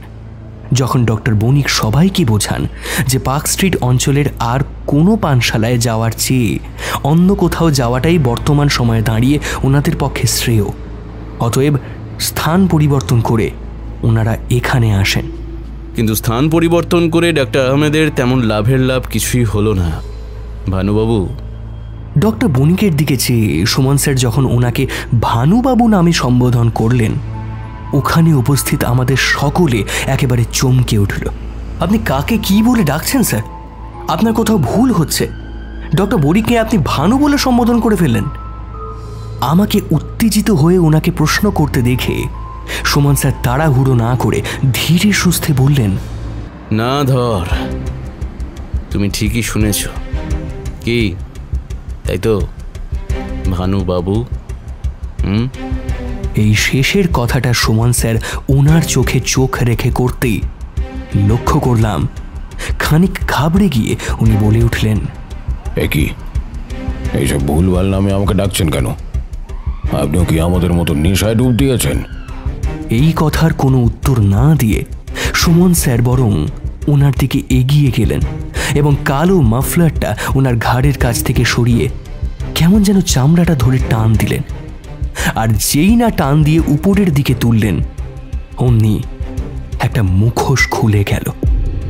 ইয়েস, প্রস্থেটিক মেকআপের দ্বারা ভানুবাবুর এই ডক্টর বণিক হয়ে ওঠার গল্পটা আমাদের সকলের কাছে ততক্ষণে জলের মতো পরিষ্কার হয়ে গেল। কিন্তু এখানে মনে প্রশ্ন তো জাগতেই পারে যে ভানুবাবু হঠাৎ ডক্টর বণিকের পরিচয় নিয়ে কেন খুনগুলো করছিলেন, কি উদ্দেশ্য থাকতে পারে? এছাড়াও ডক্টর বণিক গেলেনই বা কোথায়? এই প্রশ্নগুলোর উত্তর খুঁজতে আমাদের খুব একটা সময় নষ্ট করতে হলো না, কারণ সুমন স্যার ভানুবাবুর দিকে তাকিয়ে কঠোর গলায় বললেন, এবারে পুরো ঘটনাটা সবার সামনে আসার সময় হয়ে গেছে ভানুবাবু। আপনি সব কিছু স্বীকার করে নিন, আর লুকোতে পারবেন না। হ্যাঁ হ্যাঁ অফিসার, হ্যাঁ, আমি আর লুকাতে চাই না। আমার স্যার ডক্টর শ্যামসুন্দর সরকারকে চক্রান্ত করে খুন করা হয়েছিল। এর পেছনে যে 4টে মাথা ছিল তারা হলো ডক্টর মহসিন আহমেদ, ডক্টর রুদ্র বণিক, ডক্টর জয়ন্ত অধিকারী আর ডক্টর কমলেন্দু জানা। সেবার উত্তরাখণ্ডে বিশল্যকরণী প্রজেক্ট চলাকালীন স্যারের সঙ্গেই 4 জন যখন দ্রোণগিরি রেঞ্জে কাজ করছিল, তখন স্যার তাদের অসৎ উদ্দেশ্য সম্বন্ধে জানতে পেরে আমাকে একদিন রাতে ফোন করে পুরো বিষয়টা জানাতে চেয়েছিল। যেটুকু জেনেছিলাম, তারা নাকি স্যারের আড়ালে আমাদের ওই প্রজেক্ট বিষয়ক সমস্ত তথ্য প্রচুর অর্থের বিনিময়ে এক চীনা কোম্পানিকে সরবরাহ করছিল। ওই রাতেই স্যারকে তারা খুন করে এবং আমাকেও পরে দেরাদুন ফিরে এসে মেরে ফেলতে চায়। কিন্তু আমি কোনো রকমে পালিয়ে বেঁচে যাই। ডক্টর জীবন দাস এবং ডক্টর অরুণ রায় দুজনেই এখানে উপস্থিত আছেন, তাই ওনাদের জিজ্ঞেস করে দেখতে পারেন। মৃত্যুর ভয়ে এনারাও বাধ্য হন ওই 4 জনের সঙ্গে হাত মেলাতে। সবকিছু জানা সত্ত্বেও তারা চুপ থেকেছেন। এর জন্য অবশ্য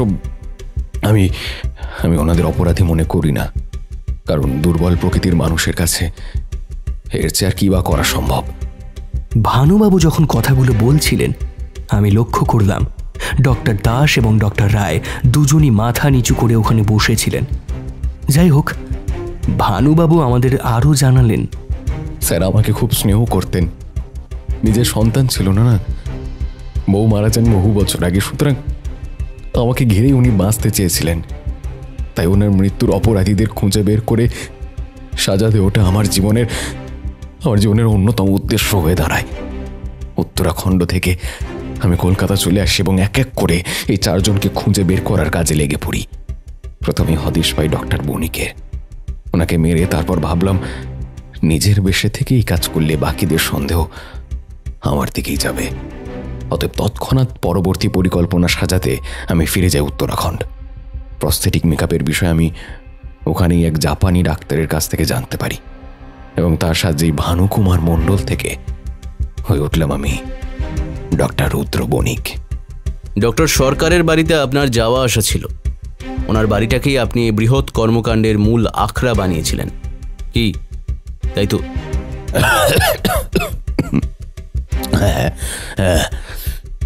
ঠিকই ধরেছেন। আসলে ডক্টর বণিকের বাড়িটা আমি এই সব কাজের সঙ্গে যুক্ত করতে চাইনি। ডক্টর বণিকের যে অস্তিত্ব আছে সেটা মানুষকে বোঝানোর জন্যই ওনার বাড়িটা ব্যবহার করেছি। এরপর ভানুবাবুর বাকি কথা অনুযায়ী ওই 4 জন ষড়যন্ত্রকারীকে উনি এক এক করে শেষ করার পর আজই নাকি পুলিশের কাছে স্বেচ্ছায় আত্মসমর্পণ করতেন। কিন্তু আমরা এসে যাওয়ায় সেই কাজটি আর ওনার করা হয়ে উঠল না। সকল অপরাধ নিজের মুখে স্বীকার করে নেওয়ার পর ভানুমণ্ডলকে আমরা গ্রেপ্তার করে ভ্যানে তুললাম এবং লালবাজারের দিকে অগ্রসর হলাম। গাড়িতে যেতে যেতে বেশ কয়েকটা প্রশ্ন আমার মাথায় ঘুরপাক খাচ্ছিল। এক একটা করে তাই সুমন স্যারকে জিজ্ঞেস করলাম, আচ্ছা স্যার, আপনি এই বিষয়টা গতকালই আন্দাজ করতে পেরেছিলেন তাই না? আসলে ধর, আমি ডক্টর সরকারের বাড়িতে যে ঠিকানা সহ ওষুধগুলোর প্লাস্টিকটা দেখেছিলাম, তার সঙ্গে ডক্টর বণিকের বাড়িতে মদের বোতল মোড়ানো প্লাস্টিকটা ছিল একদম একই। এছাড়াও ডক্টর বণিকের বাড়িতে ভানুর গলার কাছে একটা চিহ্ন আমি লক্ষ্য করেছিলাম। মনে হয় ওটা মেকআপের দাগ, যা ওনার গলার কাছে ছিল না। তুমি যদি গতকাল ওনার পায়ের দিকে একবার হলেও তাকাতে, তাহলে আমার মতোই ডক্টর বণিক রূপী ভানুবাবুকে তোমার সন্দেহের তালিকায় অন্তর্ভুক্ত করতে। কেন স্যার, পায়ের দিকে কেন? একজন অপরাধী যতই বুদ্ধিমান হোক না কেন, সে কিছু না কিছু ভুল অবশ্যই করবে, আর ভানু মণ্ডল তেমনই করেছিল। আচ্ছা ধর, তুমি নিশ্চয়ই এটা মানো যে একজন 30 ঊর্ধ্ব লোকের পায়ের গঠন আর একজন 55 বছর বয়সীর পায়ের গঠন কখনোই এক হতে পারে না? অফকোর্স স্যার, কোনোদিনই এক হবে না। ঠিক তাই, আর এখানেই সন্দেহটা গতকাল আমার আরও জোরালো হয়। কিন্তু সব কিছু ভেবে দেখার পর আমাদের এগোনোর আগেই ডক্টর মহসিন আহমেদকে খুন করে উনি নিজের কাজটা সম্পূর্ণ করে ফেললেন। আমাদের সমাজে প্রতিনিয়ত কত রকম ঘটনাই না ঘটতে থাকে। কেউ নিজের আখের গোছাতে অন্যকে বিপদের মুখে ঠেলে দেয়, তো কেউ আবার প্রিয়জনের উপর হওয়া অন্যায়ের প্রতিশোধ নিতে নিজের জীবন উৎসর্গ করে দেয়। আমরা ওই দিন লালবাজারের সমস্ত কাজ মিটিয়ে বাড়ি ফিরছিলাম। গাড়িতে তখন পাশে বসে সুমন স্যার। ওনার দিকে চেয়ে বললাম, আমার একটা অনুরোধ রাখবেন স্যার। চোখে মুখে ক্লান্তির ছাপ, তবুও স্যার ক্লান্তিকে আড়াল করবার চেষ্টা করেই বললেন, কি বলে ফেলো? না মানে স্যার, আপনি প্লিজ এখানেই থেকে যান না। আপনার মতো মানুষকে আমি হারাতে চাই না। এই ওসব ন্যাকা প্রেমিকের মতো ইমোশনাল কথা বলো না তো। ধর, তোমার আসল উদ্দেশ্য আমি ঠিক বুঝেছি। ইমোশনাল কথা বলে তুমি আমাকে এখানে রেখে দিতে চাও, যাতে আবারও কোনো জটিল কেস এলে আমাকে দিন রাত এইভাবে বিরক্ত করতে পারো, তাই তো?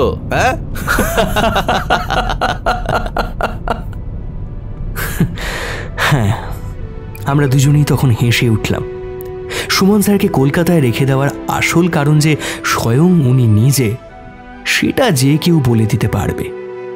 স্বেচ্ছায় অবসর নিলেও মানুষটার স্থান আজও কেউ নিতে পারেনি। তাই সরাসরি কোনো তদন্তের সঙ্গে যুক্ত না থাকলেও আইপিএস সুমন চৌধুরী আমাদের প্রয়োজনে পুলিশ ডিপার্টমেন্টের পাশে আশা করি আগামী দিনেও থাকবেন। শেষ হলো আজকের গল্প বিশল্যকরণী। নারেশন এবং ইন্সপেক্টর ধর শুভঙ্কর, সুমন চৌধুরী সুমন, ডিসিপি চরিত্রে সৌরভ সাহা, চৌকিদার এবং বরুণের চরিত্রে বিপুল, গৌতম হ্যাপি, রামমোহন এবং জীবনের চরিত্রে সৌমিক দাস, মহসিনের চরিত্রে পার্থ, লোক এবং অরুণ অতনু, রুদ্র চরিত্রে Deepam. Direction and soundscape by Bipul, scripted by Barsha, poster design Rounak Mondal. গল্পের সূত্রধার আমি শুভঙ্কর। ফিরে আসব আরও একটি অভিনব গল্প নিয়ে, তাই কান রাখুন শুধু গল্পের জন্য ইউটিউব চ্যানেলে। ধন্যবাদ, শুভরাত্রি।